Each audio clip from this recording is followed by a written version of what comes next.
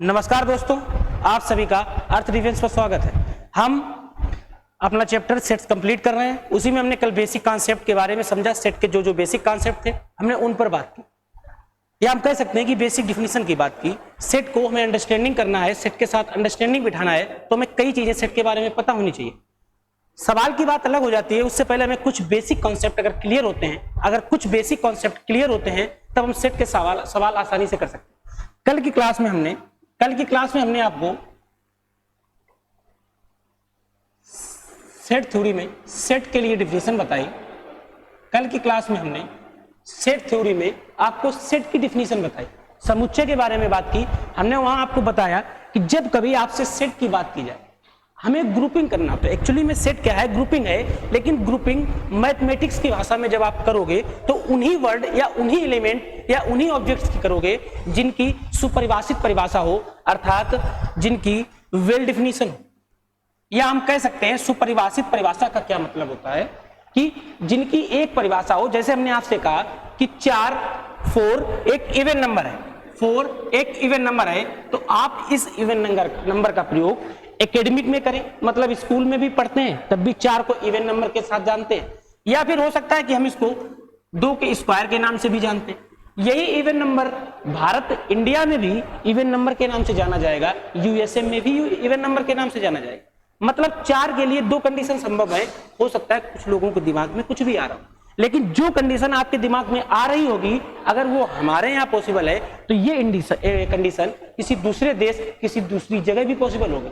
मेरा कहने का मतलब है कि उन्हीं की हम ग्रुपिंग करेंगे, उन्हीं एलिमेंट्स की ग्रुपिंग करेंगे जिनकी परिभाषा, जिनकी डिफिनीशन सर्वमान्य होती है, बदलती नहीं है। मतलब पर्सन टू पर्सन बदलती नहीं होती, चेंज नहीं होती है। मेरा कहने का मतलब यह है कि अगर आप कभी भी किसी चीज की बात करें, अक्सर क्या होता है कि आप अगर जब देखते हैं कि किसी एक पर्सनल व्यक्ति को, एक दूसरे व्यक्ति को, तो उनकी person to person definition vary करती है, बदलती चली जाती है। जैसे हम अगर आपसे, कल हमने आपको ऑप्शन भी बताया, जब सेट थ्योरी की हमने डिफिनीशन बताई तो हमने बताया ग्रुप या कलेक्शन, जो लोग चाहे जिस तरीके से प्रयोग कर सकते हैं। सेट की परिभाषा है group of well defined objects. कल की क्लास में हम इस पर बात कर चुके हैं, पूरी चर्चा हो चुकी है कि जब सेट थ्योरी की बात करेंगे तो सेट थ्योरी की वन लाइन डिफिनीशन होगी group of well defined objects, या फिर कुछ लोग कलेक्शन भी बोल सकते हैं,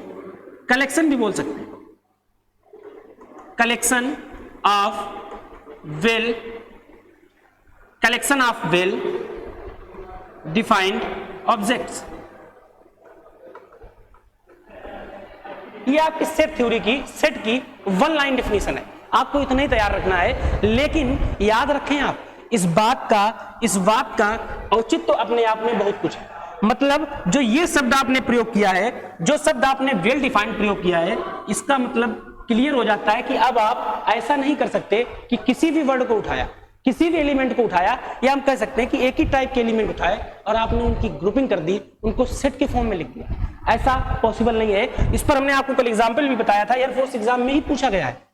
एनडीए में कभी इस टाइप से सवाल बनते नहीं, लेकिन एयरफोर्स के एग्जाम में इस टाइप से सवाल बनाए जाते हैं कि क्या it is possible that the collection of black pen is in the set. क्या ऐसा संभव हो सकता है कि ब्लैक पेन के समूह को हम सेट में लिख सकते हैं? तो हमने बताया था आपको कि जब कभी हम ब्लैक पेन की बात करेंगे, तो हमने आपसे बताया कि यस इट्स ट्रू, ये सही है कि ब्लैक पेन एक सेट में लिखा जा सकता है, मतलब ब्लैक पेन का कलेक्शन बनाया जा सकता है। हमने आपसे कहा ब्लैक पेन दीजिए, तो आप उसकी कंपनी थोड़ा ना हमें बताएंगे। आपका औचित्य तो सिर्फ इतना होगा कि या तो कलर से ब्लैक मांगा है, या फिर लिखने पर जो ब्लैक चले वो मांगा है। ब्लैक पेन का औचित्य सिर्फ है, मतलब इसमें हर एक प्रॉपर्टीज के आधार पर देखकर या लिखकर हम इसकी प्रॉपर्टीज में चेंजमेंट नहीं कर सकते। अगर हमने आपसे कहा आप मुझे ब्लैक पेन दो, तो ब्लैक पेन का सिर्फ और सिर्फ इतना मतलब है, या तो कलर में आपने ब्लैक मांगा है, या हम लिख रहे हैं पेन के औचित्य से अगर कोई काली वस्तु होती तो उसका कलर वहां पर बेस होता, अब हम पेन की बात कर रहे हैं तो उस काले पेन से सेंस होता है कि लिखने पर उसकी लिखावट काले रंग की होनी चाहिए। तो ऐसे आपने ब्लैक पेन की डिमांड की, तो इसका हम कलेक्शन, इसका सेट थ्योरी में ग्रुपिंग कर सकते हैं। मतलब कलेक्शन ऑफ ब्लैक पेन क्या एक सेट में शो किए जा सकते हैं या एक सेट की तरह लिखे जा सकते हैं? हाँ भाई, बिल्कुल लिखे जा सकते हैं।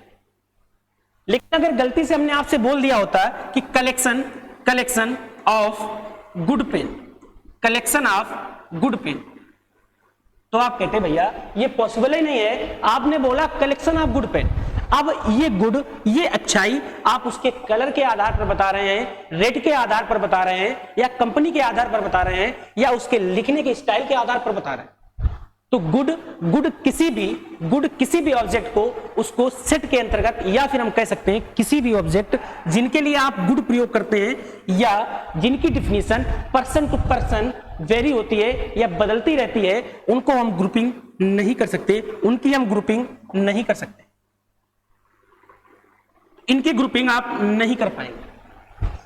जैसे आपको मैं एग्जांपल भी दूं, और भी एग्जांपल हैं, आप लोग दिमाग में हो रहा होगा शायद ये क्यों समझ रहे, तो आपको बताएं हम समझ रहे हैं किन किन एलिमेंट्स को सेट थ्योरी के अंतर्गत ग्रुपिंग की जा सकती है या सेट के रूप में लिखा जा सकता है। समुच्चय को लिखने के 3 तरीके होंगे जिन पर हमने पिछली क्लास में थोड़ी बहुत बात भी की थी। आज हम उनको डिटेल से समझेंगे, लेकिन पहले बात है कि आप किन किन चीजों को कलेक्शन के रूप में लिख सकते हैं, ग्रुप के रूप में लिख सकते हैं या सेट के रूप में लिख सकते हैं। तो आप सबसे पहले एक चीज समझे, कुछ एग्जाम्पल देखेंगे, जो example on the basis of एक जो सुपरिभाषित परिभाषा हमने आपको दी कि सुपरिभाषित जो ऑब्जेक्ट्स होंगे, वेल डिफाइंड ऑब्जेक्ट्स होंगे, उन्हीं का कलेक्शन सेट थ्योरी कहलाए या कलेक्शन सेट्स कहलाए।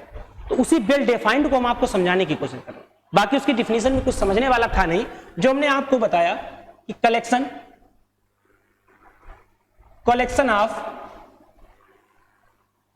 वेल डिफाइंड ऑब्जेक्ट्स, आपके दिमाग में आ रहा होगा क्या कभी इसी से सवाल कोई बना? भाई हम आउट ऑफ सिलेबस क्यों जाए? कुछ चीजें आउट ऑफ सिलेबस जाना पड़ता है, कुछ चीजें आउट ऑफ सिलेबस जाना पड़ता है क्योंकि हमें आपको सिलेबस की चीजें अच्छी तरीके से समझानी होती है। हम आपसे कहें कि आप नंबर्स के बारे में बताओ, अगर आप यहां बात करो तो आपके पास सेट थ्योरी में प्रयोग हर एक नंबर्स का होगा, पूरी रियल नंबर लाइन का प्रयोग होगा। मतलब होल नंबर भी प्रयोग होंगे, नेचुरल नंबर भी प्रयोग होंगे, इंटीजर भी होंगे, फ्रैक्शंस भी होंगी, अलग अलग परिमेय, अपरिमेय, रेशनल, इरेशनल नंबर, सबका भरपूर प्रयोग होगा। देखा जाए तो आपके सिलेबस में नहीं है, आपके सिलेबस में सेट थ्योरी है। अब सेट थ्योरी में ये चीजें प्रयोग हो रही, अगर आप इनको पहले देख लेंगे तो समस्या नहीं होगी। तो याद रखना कि collection of well defined object वो सभी ऑब्जेक्ट जो सुपरिभाषित हैं, जिनकी डिफिनीशन पर्सन टू पर्सन, जिनकी डिफिनीशन पर्सन टू पर्सन नहीं बदलती है, पर्सन टू पर्सन नहीं बदलती है, वो सभी वेल डिफाइंड ऑब्जेक्ट्स कहलाते हैं। हमने आपको एग्जांपल भी बताया कि ब्लैक, जब कभी आपने ब्लैक की बात की तो यह बात क्लियर हो जाती है कि अगर आप पेन की बात करेंगे, किसी भी चीज की बात करेंगे, तो सिर्फ और सिर्फ ब्लैक का मतलब उसके औचित्य, उसके रंग से होगा, उसके दिखने से होगा। वहीं आप गुड की बात कर देते हैं, अगर आप गुड की बात कर देते हैं तो यह बात क्लियर हो जाती है कि आप उस शख्स को या उस वस्तु को किस आधार पर गुड बता रहे हैं, यह कहना मुश्किल है। इनका कलेक्शन बना पाना मुश्किल है, इनको समुच्चय में प्रदर्शित कर पाना मुश्किल है। क्यों? क्योंकि गुड का मतलब आप उसकी प्रॉपर्टीज के आधार पर दे रहे हैं, आप उसके कलर के आधार पर दे रहे हैं, अभी क्लियर नहीं किया गया। अगर यही गुड कलर लिख देता, गुड इन कलर लिख देता तो बातें अलग होती। सेट थ्योरी का यह बेसिक सा नियम है कि आप इस शब्द को, इस डिफिनीशन को, वेल डिफाइंड वाले शब्द को अच्छी तरीके से याद रखेंगे, इसमें आप कोई परिवर्तन नहीं करेंगे। मतलब जो वेल डिफाइंड रहेगा, इसकी परिभाषा आपको क्लियर होनी चाहिए कि ऐसा नहीं आपने कुछ भी उठाया और आपने किसी का सेट बना दिया। जैसे मैं आपसे बोलूं ब्यूटीफुल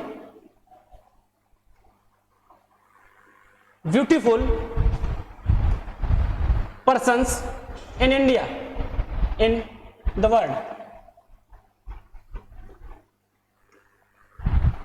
इसके आगे ऑल भी लग सकता है, all beautiful persons in the world. तो आपके हिसाब से कुछ लोगों को ऐसा लगेगा, मान लीजिए 3 पर्सन है जो अपने आप में सोचते हैं, एक के हिसाब से हो सकता है चिंकी मिंकी रिंग, ये तीनों लोग ब्यूटीफुल की कैटेगरी में रखी जाए, लेकिन हो सकता है कि मेरे हिसाब से या फिर किसी सेकंड पर्सन के हिसाब से इस संसार में सिर्फ सबसे ज्यादा सुंदर वही है। हमने आपसे कहा कि beautiful persons in the world, संसार में आपने सुंदरता की बात की है, तो यह बात कैसे डिफाइन होगी कौन सुंदर कौन नहीं सुंदर, क्योंकि यहां थिंकिंग चलेगी, यहां आपके अपने विचार चलेंगे। तो सेट थ्योरी की परिभाषा नॉर्मल शब्दों में आप समझो, जिस शब्द को आप वेल डिफाइन कर सको, जिसकी डिफिनीशन पर्सन टू पर्सन बदले नहीं, उसको हम सेट थ्योरी के अंतर्गत कलेक्शन बना सकते हैं, ग्रुपिंग कर सकते हैं। ये बात अगर आपको क्लियर हो जाती है तब आप इसकी कुछ चीजें समझेंगे। फॉर्म ऑफ सेट थ्योरी या मतलब सेट थ्योरी को रिप्रेजेंट करने के अलग अलग तरीके हैं, लेकिन उससे पहले आपको सेट थ्योरी में कुछ सिंबल पता होना बहुत जरूरी है। आपको सेट थ्योरी में कुछ सिंबल पता होना बहुत जरूरी है, क्योंकि जब हम सेट थ्योरी के क्वेश्चन करते हैं तब हमें यह समस्या आती है कि हम सिंबल को समझ नहीं पाते, छोटी छोटी गलतियां हैं उनको बार बार दोहराते हैं। तो याद रखना कि जब कभी आपको इस टाइप से ई बना मिले, तो ये बात क्लियर हो जाती है कि ई का मतलब बिलोंग्स टू उस चीज के अंतर होना, या उस चीज से, जैसे मैं आपसे कहूं कि आप यूपी से बिलोंग करते हैं, जब कभी कोई एलिमेंट्स होगा और उसको सेट के साथ दिखाया जाएगा और ये चिन्ह प्रयोग किया गया, इसका मतलब होगा बिलोंग्स टू। हिंदी वाले याद रखना बिलोंग्स टू, क्योंकि ये चिन्ह सेट थ्योरी को समझना 70% सरल होगा आपके लिए अगर आप यहां पर कुछ लैंग्वेज इंग्लिश में भी तैयार रखते हैं, क्योंकि अब इसको एप्सिलॉन या किसी ई को एप्सिलॉन को आप बिलोंग्स टू नहीं बोलेंगे, तो आप बोलेंगे फला फला इस चीज से गुजरता है या इस चीज में निर्धारित होता है, इस चीज में निवास करता है, ये अच्छा नहीं लगता। तो आप याद रखना जब कभी आपको इस टाइप से कोई चिन्ह मिले, उल्टा ये तो सीधा ही है, ये बीच में कुछ बनाओ, थोड़ा ही घुमावदार हो, कर्व सा हो, तो आप याद रखना इसको हम बिलोंग्स टू के नाम से जानते हैं, ये बात याद रहेगी। इसके बाद दूसरा टर्म आप याद रखना, ये सेट थ्योरी, इनको हम क्यों पढ़ रहे हैं, तो आपको बता दें कि पहले हम सेट थ्योरी का बेसिक बिल्कुल क्लियर करेंगे, जिससे जब हम सवाल देखें तो कम से कम आंसर आए या ना आए, हमें उसका क्वेश्चन समझ में आना चाहिए। अगर आपको सवाल समझ में आ जाता है तब आप आंसर तो निकाल लेंगे। क्या होता है सेट थ्योरी के सवाल ही नहीं समझ में आते, उसका कारण होता है कहीं ना कहीं बेसिक चीजें, जैसे आपने बिलोंग्स टू चिन्ह है, इसके साथ साथ इनको रिप्रेजेंट करने के तरीके हैं, जैसे सेट बिल्डर फॉर्म हो, नॉर्मल फॉर्म हो, टेबुलर फॉर्म हो, इन चीजों में हम देख नहीं पाते, समझ नहीं पाते कि दिया हुआ सवाल आंसर दिया है, रिजल्ट पूछ रहा है, या क्वेश्चन किस कैटेगरी में गया है। तो इस चीज को समझने के लिए आपको सेट थ्योरी की बेसिक कॉन्सेप्ट समझने पड़ेंगे, इसको हम बिलोंग्स टू बोलते हैं। वहीं आपने अगर उल्टा ए बना दिया, आपने अगर उल्टा ए बना दिया, तो आप इस बात को याद रखेंगे कि ए का मतलब होता है ऑल, अगर गलती से ये चिन्ह लिखा है तो इसका मतलब होगा फॉर ऑल, या फिर कुछ लोग इसको अलग नाम से भी जानते हैं, फॉर एवरी। हमने आपसे कहा हमने ई बनाया, आपने कहा ठीक है, ई बनेगा कर्व के रूप में। हम ई सीधा भी बना सकते थे और आपको लिखा देते, लेकिन हम उसी चीज को बताएंगे जिन चीजों को सब क्वेश्चंस में बार बार प्रयोग किया जाएगा। इस टाइप के ई का प्रयोग किया, बिलोंग्स टू, इस चीज का प्रयोग किया, तो इसका मतलब हुआ फॉर ऑल, फॉर एवरी। अब आप याद रखना एक नया चिन्ह आपको मिलेगा, अगर कभी आपको उल्टा ई देखने को मिल जाए, तो सेट थ्योरी में परेशान ना होना, आराम से समझना। इसका मतलब है देयर एग्जिस्ट, मतलब दिया हुआ एलिमेंट ऊपर के ग्रुप में उपलब्ध है, प्रस्तुत है। तो इसको आप याद रखेंगे, बहुत कम इस चिन्ह का प्रयोग किया जाता है। रिलेशन एंड फंक्शन में इस चीज का हम प्रयोग देखेंगे, रिवर्स ई का प्रयोग देखेंगे, लेकिन जब आप इस रिवर्स ई की बात करेंगे तो ये क्लियर रहेगा कि सेट थ्योरी में थोड़ा कम यूज है, लेकिन रिलेशंस एंड फंक्शन चैप्टर में इस चिन्ह का अपना अलग यूज रहेगा। तो देयर एग्जिस्ट, आपने जितने भी चिन्ह देखे आप देखे, पहले हमने आपसे बात की इस बिलोंग्स टू की, इस टाइप से कभी आपको चिन्ह मिल जाए तो यह बात क्लियर रहे कि इसका मतलब बिलोंग्स टू होता है। जब कभी आपको उल्टा ए देखने को मिले और सीधा ए ऑल को रिप्रेजेंट करता है। ए मींस ऑल होता है, मतलब सभी होता है। हमने उल्टा ऑल बनाया तो उसका मतलब हुआ for all for every, for all for every. यही हमने उल्टी ई बनाई तो इसका मतलब हुआ देयर एग्जिस्ट्स, मतलब दिए गए ग्रुप में ये एलिमेंट उपलब्ध है, उपस्थित है। 4 सिंबल आपको क्लियर होने चाहिए, 3 सिंबल ये आप क्लियर हो गए, चौथा सिंबल आपको देखना चाहिए। एक आपने साधारण सा देखा होगा कि जब कभी आपसे लगा मिल जाएगा कोलन बोलते हैं इसको, कोलन, इस चिन्ह को कोलन बोलते हैं, मतलब दो छोटी छोटी बिंदी बनी होंगी, या फिर एक इसका तरीका और होता है, उसको भी हम देख लेंगे। लेकिन जब कभी आपको छोटी छोटी 2 बिंदी लिखी मिल जाए, जैसे एक्स सच दैट एक्स, तो ये जो छोटी छोटी बिंदी होती है इनका अपना मतलब होता है कि that is representing such that, मतलब the meaning of 2 dotted is only such that, मतलब अगर आपने ये छोटी छोटी बिंदी बना रखी है, अगर आपने ये छोटी छोटी बिंदी बना रखी है तो इसका मतलब इतना होता है कि दैट इज रिप्रेजेंटिंग, वो प्रस्तुत कर रहा है सच दैट को। अब बात समझिए कि हमने आपको पहले बिलोंग्स टू बताया, इसके बाद हमने आपको उल्टा ए बताया जिसका मतलब होता है फॉर ऑल फॉर एवरी, इसके बाद हमने आपको ई बताया देयर एग्जिस्ट्स जिसका मतलब होता है कि दिया गया एलिमेंट ऊपर के ग्रुप में उपलब्ध है। जब हमने इस चिन्ह की बात की तो इस चिन्ह को हम कॉलम के नाम से जानते हैं, कोलन के नाम से जानते हैं, या फिर इंग्लिश वाले सच दैट के नाम से जानते हैं। और सबसे ज्यादा अगर इंपॉर्टेंट रहता है तो इस चिन्ह का तो प्रयोग हम रोस्टर फॉर्म या सेट बिल्डर फॉर्म में करेंगे। इस चिन्ह का प्रयोग हम सेट बिल्डर फॉर्म में करेंगे। किसी भी एलिमेंट को सेट बिल्डर फॉर्म में प्रेजेंट करने के लिए हम इस एलिमेंट का प्रयोग करेंगे। इस चिन्ह को 2 बिंदी को क्या हम सिर्फ और सिर्फ डॉटेड से ही डिनोट कर सकते हैं? नहीं भाई, आप इसको एक अन्य तरीके से लिख सकते हैं, एक सीधा कॉलम बना देना या सीधी बार लाइन खींच देना, बार लाइन खींच देना। ये मतलब इसको इसी तरीके से आप प्रेजेंट नहीं कर सकते, इसको प्रेजेंट करने का दूसरा तरीका ये होता है, आप चाहें तो एक बार बनाएं, एक बार लाइन बनाएं जिसको हम कॉलम भी जानते हैं, या फिर आप 2 डॉट बनाएं, इनको हम सच दैट के नाम से जानेंगे। सेट थ्योरी का बेसिक कॉन्सेप्ट इसी सच दैट के कॉन्सेप्ट के आसपास घूमेगा। जितने भी सब्जेक्ट होंगे, जितने भी टेबुलर फॉर्म में आपको क्वेश्चन दिए जाएंगे, जब आपको सेट बिल्डर फॉर्म में बदलना होगा, तो आपको ये क्लियर रहना चाहिए, कि आपको सच दैट प्रयोग करना ही पड़ेगा।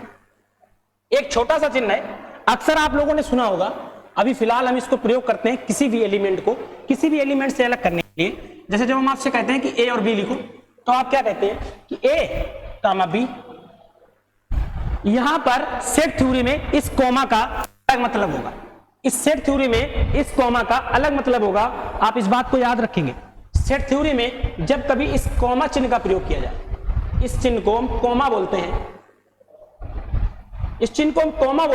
और कभी 2 एलिमेंट्स के बीच इस कॉमा चिन्ह का प्रयोग किया जाए, तो यह बात डिसाइड हो जाती है कि सेट थ्योरी के कॉन्सेप्ट ये कहने की कोशिश कर रहे हैं कि दिए गए एलिमेंट्स ए और बी हैं। मतलब अगर आपको कभी लिखा मिल जाए, ये एंड को रिप्रेजेंट करता है, आप याद रखेंगे कि कॉमा सेट थ्योरी में एंड को रिप्रेजेंट करेगा, एंड को प्रदर्शित करेगा। अगर आपको कभी लिखा मिल जाए ए कामा बी, अभी तो आप कहते थे कि ए और बी, वही तरीका सेट थ्योरी में भी रहेगा, ए और बी। ठीक है, ये बात क्लियर है? अगर आपको ए और बी, मतलब इस कामा का मतलब होगा, इस तरीके से आप प्रेजेंट करेंगे। इसका मतलब है कि जिस थ्योरी की आप बात कर रहे हैं, आप कलेक्शन बनाने की कोशिश कर रहे हैं, that is come A and B, उनके अंतर्गत ए और बी दोनों आएंगे। अगर ये बात क्लियर है, इस चिन्ह को आप समझ लें। हिंदी वाले भी इसको इंग्लिश से ही याद करेंगे, क्योंकि आप याद रखना, इसको हम बिलोंग्स टू बोलते हैं, बिलोंग्स टू ही लिखा होगा, वहां कहीं आपको बिलोंग्स टू मतलब लिखना नहीं होगा, वहां आपको चिन्ह दिया होगा। आपको अंडरस्टूड होनी चाहिए कि दिया गया एलिमेंट, जैसे हमने आपसे कह दिया कि x बिलोंग्स टू y, तो इसका मतलब ये होता है कि x रिश्तेदार है y का, x कुछ ना कुछ रिलेशन रखता है y के साथ। ये बात क्लियर है कि जब कभी बिलोंग्स टू का प्रयोग किया जाए तो उसका सीधा मतलब होगा इसकी कुछ ना कुछ डिपेंडेंसी y पर रहेगी। क्लियर है? ये बिलोंग्स टू था। इसके बाद जब हम उल्टा ए बनाते हैं तो इसको बोलते हैं फॉर ऑल। जब कभी आपसे बोला जाए कोई प्रॉपर्टीज दे दी कि natural number, these elements are natural number, और आपसे लिख दिया 1 2 3 4, या फिर ये लाइन ना देके उसने लिख दिया, ये चिन्ह बनाकर लिख दिया n, और नीचे दे दिया 1 2 3 4, नीचे दे दिया आपको रिजल्ट देना, रिजल्ट मतलब आंसर बताओ। तो याद रखना ये चिन्ह लगा तो मतलब हो गया फॉर ऑल नेचुरल नंबर। सभी नेचुरल नंबर के लिए दिए गई प्रॉपर्टीज अप्लाई होगी, दी गई प्रॉपर्टी काम करेगी। ठीक है, क्लियर है ये सब? अगर ये सब आपको क्लियर हो जाता है तब हम आगे बढ़ सकते हैं। इसका मतलब देयर एग्जिस्ट आप समझ चुके हैं। कोलन या फिर इस वार का मतलब सच दैट होता है, मतलब दिया गया कॉन्सेप्ट इस समय दिए गए एग्जिट, मतलब दिया गया कॉन्सेप्ट इससे बिलोंग करेगा। इसका भी मतलब यही होता है कि एक्स सच दैट एक्स ऐसा है तो एक्स। इस तरीके से चीजें प्रयोग होती हैं। जब आप प्रयोग करेंगे तो आप अच्छी तरीके से समझ सकेंगे। हमें आपको इन चिन्ह, इन मार्किंग से थोड़ा रूबरू कराना था, आपको फैमिलियर कराना था। हमें आपको बताना था कि आप इस तरीके से भी नई चीजें देखेंगे, आप परेशान ना हो, इसलिए हमें आपको बताना था, हमने आपको बताया। इस कॉमा का मतलब भी आपको समझाया, एंड होता है। अब आता है कि सेट थ्योरी में अलग अलग तरीके होते हैं किसी भी सेट थ्योरी को रिप्रेजेंट करने के लिए। लेकिन एनडीए या एयरफोर्स की जो लोग तैयारी करते हैं, जेई के हमें पेपर देना नहीं, तो आपको चीजें पता होनी चाहिए कि रोस्टर फॉर्म क्या है, टेबुलर फॉर्म क्या है। उस कॉन्सेप्ट को हम ज्यादा नहीं सीखकर एक चीज याद रखना, आप जब कभी आपको सेट थ्योरी का कोई भी सिद्धांत, कोई भी नियम, कोई भी सवाल लगाना हो तो उसको डिनोट करने का, या भी हम कह सकते हैं कि जब कभी आपको किसी भी नंबर की ग्रुपिंग करनी हो, कलेक्शन करनी हो और आपको रिजल्ट सेट थ्योरी में देना है, तब आप याद रखना उसको लिखने का जो तरीका होता है वो इस तरीके से होता है कि हमने आपसे कहा कलेक्शन, ये रिप्रेजेंटिंग है standard method of set theory. किसी भी सेट थ्योरी का मानक रूप जिसमें हमें सेट थ्योरी के कॉन्सेप्ट को शो करना है वो रहेगा कलेक्शन ऑफ वोवेल्स। मतलब आपको कलेक्शन ऑफ वोवेल्स की बात की, तो ये बात क्लियर है कि जब आपने वोवेल्स की बात की तो वोवेल्स में ए, ई, आई, ओ, यू आएगा। कुछ चीजें एग्जांपल लेकर समझाने की कोशिश है, बाकी है कुछ नहीं। जब कभी आपको इसको सेट थ्योरी में लिखना है, जब कभी आपको इसको सेट थ्योरी में लिखना है तो या सेट थ्योरी के फॉर्म में लिखना है, तो याद रखना आप नॉर्मल टेबुलर फॉर्म का प्रयोग करते हैं, सार्डिंग मेथड का प्रयोग करते हैं। तो याद रखना आप इसको ए से चाहे ए से प्रेजेंट करें, ऐसा कहीं नहीं लिखा मिलेगा कि इस ए का मतलब यहां ए ही प्रयोग कर सकते हैं, पी नहीं कर सकते, जी नहीं कर सकते, एच नहीं कर सकते।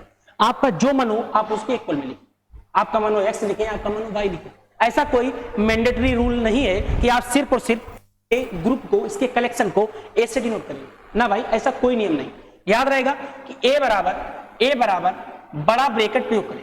हाँ, आप ये बात याद रखना कि इन ब्रैकेट का फंक्शन और रिलेशन चैप्टर में अपने आप में एक औचित्य रहेगा। ये ब्रैकेट पूरी कहानी बदल देंगे, पूरा रिजल्ट बदल देंगे, किसी भी क्वेश्चन का पूरा रिजल्ट बदल देंगे। ये ब्रैकेट कब करली लगेगा, कब छोटा लगेगा, इस बात को भी हमें समझना। अभी हम सेट थ्योरी देख रहे हैं तो आप सेट थ्योरी में नॉर्मल देखो कि हमें सेट थ्योरी के किसी भी क्वेश्चन को रिप्रेजेंट कैसे करना है। तो पहला तरीका जिसके इक्वल में आप जिसके बराबर कुछ मान रहे हैं उसको कैपिटल में रखेंगे, दिए गए सभी स्मॉल में रहेंगे, बीच में कॉमा का प्रयोग किया जाए। ये एक स्टैंडर्ड मेथड होता है किसी भी सेट थ्योरी को लिखने का। हमने जैसे आपसे बोल दिया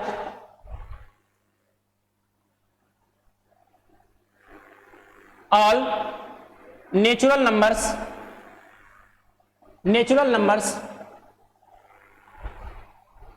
लेस देन 25 से कम के नेचुरल नंबर का आप ग्रुप बनाओ, आप उसको सेट में रिप्रेजेंट करो। तो कुछ नहीं तरीका, आपको पता है कि 25 से कम होने चाहिए, मतलब आप इसको ए मान लेंगे कि क्वेश्चन में ए दिया है, ए बराबर आप इसको लिखेंगे इस तरीके से, लेस देन 20 है 25, आप लिखेंगे ए बराबर वही बड़ा वाला ब्रैकेट 25 से लेस है, रोस्टर फॉर्म में अलग तरीके से लिखेंगे, उसको भी हम बात करेंगे। आपको हम किसी भी सेट थ्योरी में अगर नॉर्मल आपको लिखना है टेबुलर फॉर्म में, तो लिखने का तरीका ए बराबर बड़ा ब्रैकेट लगाएं और इसमें लिखेंगे 1 2 3 4 ... 24, मतलब 1 भी रहेगा, 2 भी रहेगा, 3 भी रहेगा, 4 भी रहेगा और यहां तक 25 भी रहेगा। अगर ये बात क्लियर हो जाती है तो ऑल नेचुरल नंबर भी क्लियर हो गए, लेस देन 20 क्लियर हो गए। तो अभी आपको याद रखना कि आपको कभी भी मान लो अगर हमें लिखना हो पापा, मम्मी और चाचा, अगर आपको इसको सेट थ्योरी में लिखना है तो सबसे अच्छा तरीका है पापा मम्मी चाचा, क्लियर, और इसका ब्रैकेट लगा दो, कहानी खत्म। इसको आप पी से चाहे, एक्स से चाहे, ए से चाहे, जिसे साइन डिनोट करो, लेकिन लिखने का अपना यही तरीका होगा, टेबुलर फॉर्म में रहेगा। अभी ये तरीका है, आगे चल के और कई तरीके सीखेंगे। तो ये बात थी सेट थ्योरी को रिप्रेजेंट करने के लिए उसके साथ साथ सेट थ्योरी की कुछ मार्किंग, जिनके बारे में हमने आपको बताया कि इन चिन्हों को आप विशेष याद रखेंगे। Beautiful person in the world, मतलब हमने उस शब्द को डिफाइन किया जिसका मतलब था वेल डिफाइंड। वेल डिफाइन का मतलब आप सब अच्छी तरीके से समझ गए होंगे आप सब लोग कि वेल डिफाइन का मतलब होता है सुपरिभाषित, जिसकी भाषा, जिसकी परिभाषा, जिसका कॉन्सेप्ट पर्सन टू पर्सन बदले ना, एक दूसरे से वेरी ना हो। मतलब अगर किसी शब्द की परिभाषा, किसी शब्द का अर्थ भारत में जो है वही अर्थ पूरे संसार में होना चाहिए, सबकी नजरों में उसका वही औचित्य होना चाहिए जो आज की स्थिति में। तो ये बात आपको क्लियर है। तो हमने वेल डिफाइंड ऑब्जेक्ट के बारे में समझा, क्या था उस पर बात की। इसके बाद हमने आपको इन मार्किंग के बारे में बताया। हमने आपको बताया कि सेट थ्योरी में रिप्रेजेंट करने के लिए बिलोंग्स, एप्सिलॉन, उसके बाद कॉमा की बात की।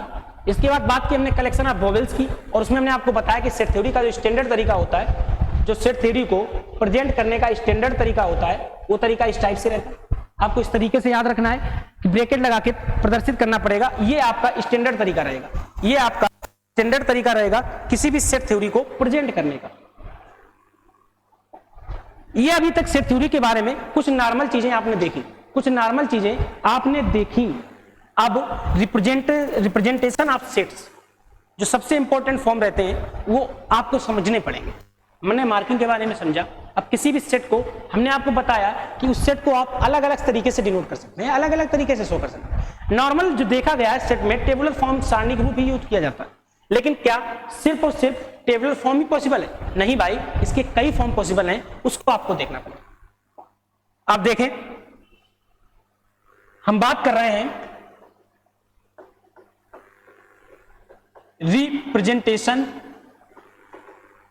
रिप्रेजेंटेशन का मतलब होता है किसी भी चीज को व्यक्त करना, किसी भी चीज को प्रदर्शित करना।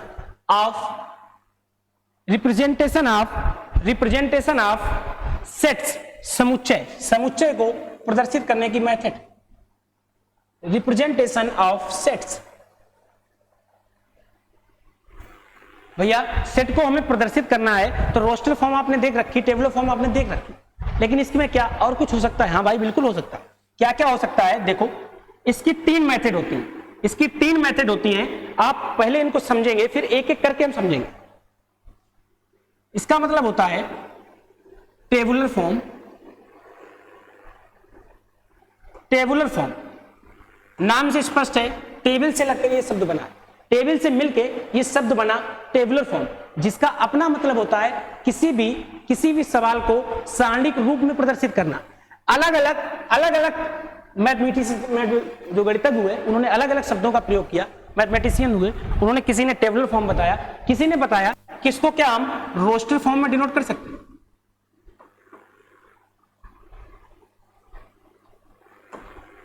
टेबुलर फॉर्म को या फिर आप रोस्टर फॉर्म को। हिंदी वाले इस बात को याद रखें कि इसी टेबुलर या इसी रोस्टर को हम सारणिक विधि भी बोलते हैं, सारणिक विधि।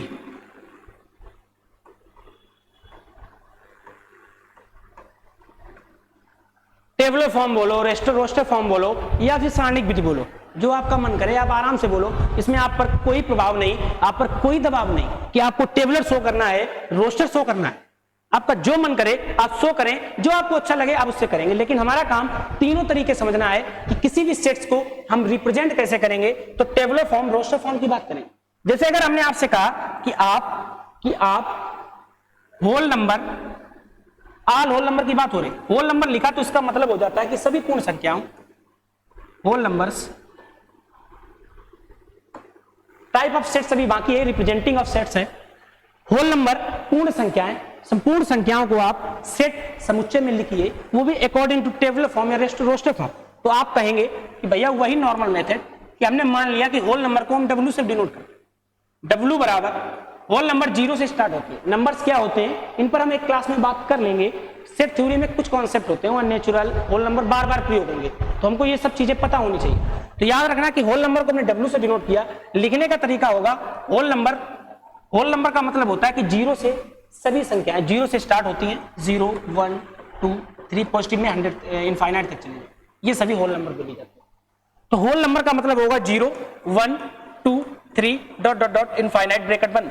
ये तरीका होगा टेबुलर या रोस्टर फॉर्म का लिखने का। इसी एग्जांपल से हम आपको सेट बिल्डर फॉर्म और विजुअल फॉर्म बताएंगे। आपने टेबुलर फॉर्म देखा, फिलहाल आपने क्या देखा, फिलहाल आपने किसी भी सेट थ्योरी को रिप्रेजेंट करने का टेबुलर फॉर्म देखा, और बहुत सरल तरीका ये होता है किसी भी सेट थ्योरी को रिप्रेजेंट करने का। लेकिन ये है कि ये सबसे ज्यादा यूज किया जाता है, यूज बहुत किया जाता है, सबसे ज्यादा यही यूज किया जाता है, टेबुलर, रोस्टर या फिर सारणिक फॉर्म। सारणी की तरह बना दिया, लिख दिया W होल नंबर है 1 2 3 4 इनफाइनाइट तक, क्लियर, टेबुलर फॉर्म हो गई। साधारण सा मेथड है। अभी तक हमने एक भी सवाल एयरफोर्स या एनडीए का नहीं किया, सिवाय ब्लैक पेन और गुड पेन को छोड़ के। सिर्फ हम आपको कॉन्सेप्ट समझाने की कोशिश कर रहे हैं सेट थ्योरी। आप इसको जल्दी देख लें, इसके बाद होने वाले सवाल आपको बहुत आसान लगेंगे, क्योंकि आपको हर एक चीज की जानकारी होगी। तो ये बात क्लियर है कि होल नंबर 0 1 2 3 इनफाइनाइट होगा। इसको अगर इसी को हमने अभी टेबुलर या फिर रोस्टर फॉर्म के बारे में देखा। अब हम बात कर देते हैं दूसरे मेथड, सेट बिल्डर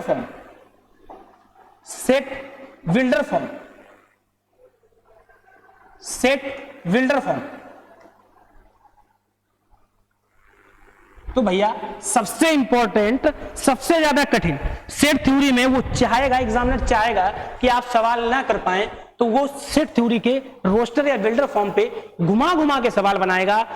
आप अपने तरीके से उसको डिनोट करेंगे, ऑप्शन में देखेंगे कि ऑप्शन किस टाइप से है, और आप उसको क्लिक करेंगे, क्योंकि आपको समझना जरूरी है। कभी भी ये सवाल एक नंबर मतलब ऑप्शनल के अलावा आपसे डिस्क्रिप्टिव टाइप में नहीं पूछेगा कि 3 नंबर में व्याख्यायित करो होल नंबर को रोस्टर फॉर्म में कैसे डिनोट करें। अगर आप उसको डिनोट करना चाहें तो अलग अलग तरीके हैं, लोग अलग अलग तरीके से डिनोट करते हैं। हमें वो तरीका सीखना है जो नॉर्मल रहता है, जो लोगों को समझ में भी आता है। तो आप सेट बिल्डर फॉर्म की बात कर रहे हैं, हिंदी वाले याद रखें, इसको हम सूची निर्माण विधि भी जानते हैं। सूची निर्माण विधि।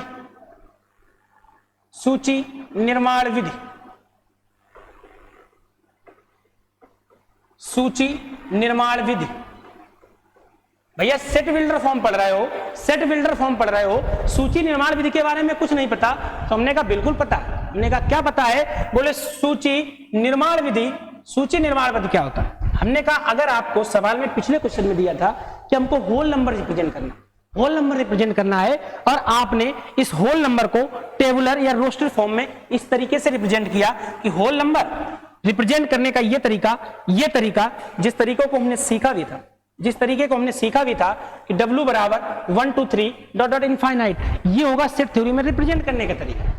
टेबुलर फॉर्म या रोस्टर फॉर्म सारणिक विधि।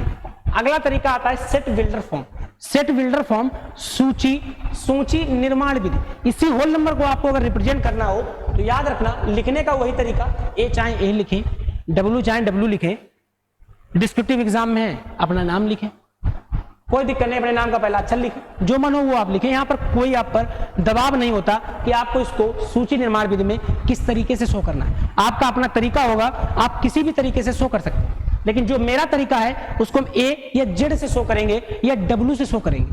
अब आगे चाहे अलग अलग तरीके से शो कर सकते हैं। सूची निर्माण विधि, तो A is equal to whole number की बात कर रहे हैं तो वही अपना X सिंबल चलेगा किसी भी शब्द को डिनोट करने के लिए। X अच्छा लगता है तो हम लिखते हैं, आपको Y अच्छा लगे आप Y लिखें, कोई फर्क नहीं पड़ता, इस पर कोई फर्क नहीं पड़ता, क्योंकि ये सभी वेरिएबल है, इनकी कोई कांस्टेंट वैल्यू नहीं। आप X माने, आप W माने, आप T माने, हमें X अच्छा लगता है हम X मानेंगे।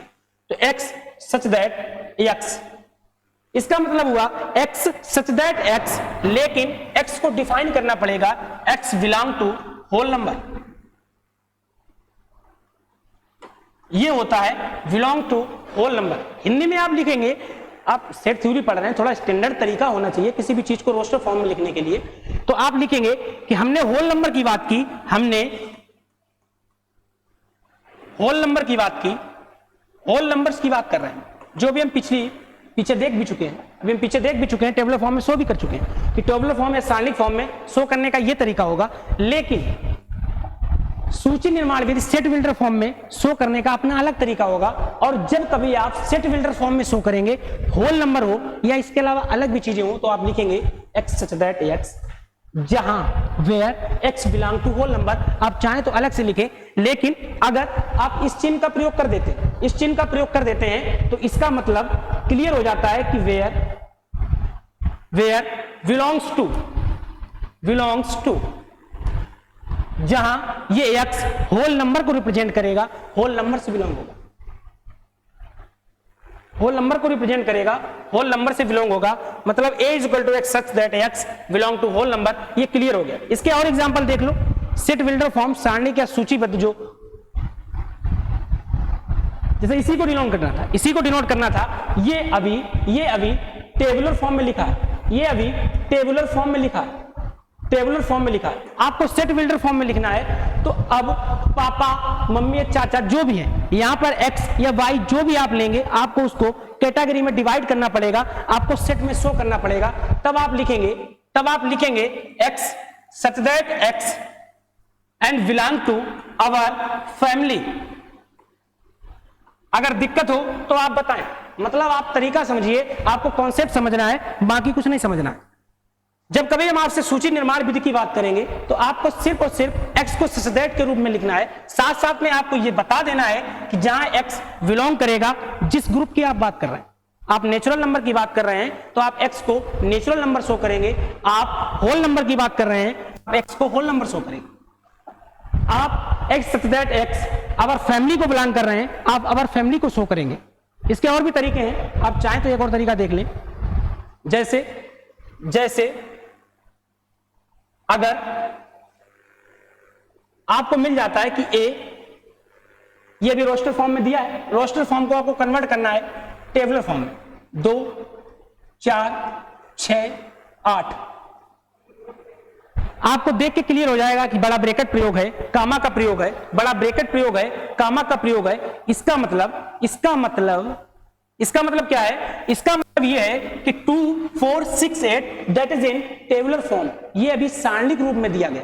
अगर ये टेबुलर फॉर्म में है, ये अभी टेबुलर फॉर्म में है, टेबुलर फॉर्म या फिर सारणिक रूप, आपको करना क्या है इसके साथ? आपको कुछ नहीं करना, आपको इसे कन्वर्ट करना है इन रोस्टर फॉर्म, कन्वर्ट करना है रोस्टर फॉर्म में। आखिरी सवाल होगा, रोस्टर फॉर्म में आपको कन्वर्ट करना। तो तरीके इसके दो हो सकते हैं लिखने का, एक जो स्टैंडर्ड मेथड होता है, जो ये एग्जांपल आया हुआ है, तो इसको जो रिजल्ट दिया होता है ऑप्शन में, या तो आप लिख सकते हैं अगर आपको x से डिनोट करना है, या फिर आप इसको इस तरीके से लिख सकते हैं कि 2n such that n कि n belongs to natural number, आप बात समझे हम क्या कह रहे हैं कि 2n such that n belongs to natural number। क्या बात पूरी हो गई? ना भाई, अभी बात पूरी नहीं हुई, अभी आपको इसमें एक स्टेप और लिखना पड़ेगा। यहां आप देखें इसको ध्यान से कि 2n such that n belongs to n मतलब नेचुरल नंबर, 2n के रूप में लिखे गए हैं जहां n नेचुरल नंबर से बिलोंग करता है। और ये भी बात क्लियर है कि नेचुरल नंबर लेस देन 4, अगर आप समझ गए हो तो आप इसको देखें कि हमने आपसे कहा कि 2n such that n belongs to n is less than 4 or equal to 4। आपको जो दिया था सारणिक रूप में, आपको उसी ने रोस्टर फॉर्म में लिखा है, रोस्टर फॉर्म में कन्वर्ट किया है। या फिर आप नॉर्मल तरीके में लिखना चाहते तो आप इसको ये इस तरीके से भी लिख सकते थे कि रोस्टर फॉर्म है, हमको रोस्टर फॉर्म में कन्वर्ट करना है, हम अपनी लैंग्वेज का प्रयोग करेंगे, बस लिखी गई शर्त दिए गए कॉन्सेप्ट को पूरा कर दे।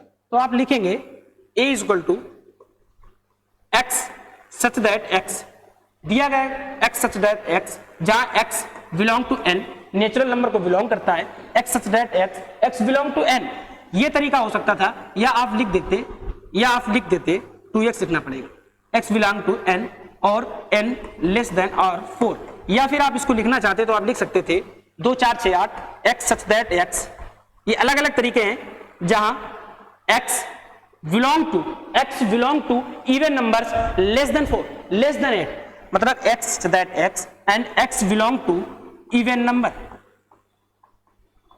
और जहां x belong to even number, मतलब जब कभी आपको 2, 4, 6, 8 दिया हो तो इसको रोस्टर फॉर्म में आपको कन्वर्ट करना हो, रोस्टर फॉर्म में कन्वर्ट करना, रोस्टर फॉर्म में, तो 50 तरीके, आप जिस तरीके से चाहें उस तरीके से लिखें। पहला तरीका हमने आपको बताया कि आप लिख सकते हैं, पहला तरीका हमने आपको बताया, आप रिजल्ट देखना है जल्दी जल्दी, to n such that n belongs to n number where n is less than or equal to 4, जहां n 4 के बराबर है या फिर 4 से छोटा है। अगर आप दूसरा तरीका कहें तो हम कहेंगे दूसरा तरीका इसका ये हो सकता है कि x such that x where x belong to even number, इसका ये दूसरा तरीका हो सकता है, या करके लिखेंगे आप, इसका दूसरा तरीका हो सकता है x such that x belong to even number where x is less than or equal to 4, as less than or equal to 8। ये आपको तरीका होगा इसका रोस्टर फॉर्म में जो टेबुलर फॉर्म में दिया था उसको कन्वर्ट करने का। आप लिखेंगे कि 2n जहां n नेचुरल नंबर्स को बिलोंग करेगा, मतलब 4 से छोटे नेचुरल नंबर जिनका मल्टीपल 2n के रूप में शो किया गया है। आप रोस्टर फॉर्म का एक तरीका ये हो सकता है। दूसरा तरीका होगा कि x such that x belong to even number where x is equal to 8 और less than 8। आप दोनों तरीके लिख सकते हैं। ये तरीका हमने समझा टेबुलर फॉर्म को, इससे पहले हमने समझा टेबुलर फॉर्म को, टेबुलर फॉर्म या सेट बिल्डर फॉर्म के बारे में समझा, सेट बिल्डर फॉर्म के बाद में टेबुलर फॉर्म समझा और रोस्टर फॉर्म समझा। इसके बाद लास्ट तरीका जो आपका बचता है वो विजुअल रिप्रेजेंटेशन का बचता है, मतलब दृष्टीय पटल पर किसी भी नंबर को सेट थ्योरी में शो करने का तरीका। मतलब इसका अगर आपको तरीका देखना है तो तरीका बनता है विजुअल रिप्रेजेंटेशन।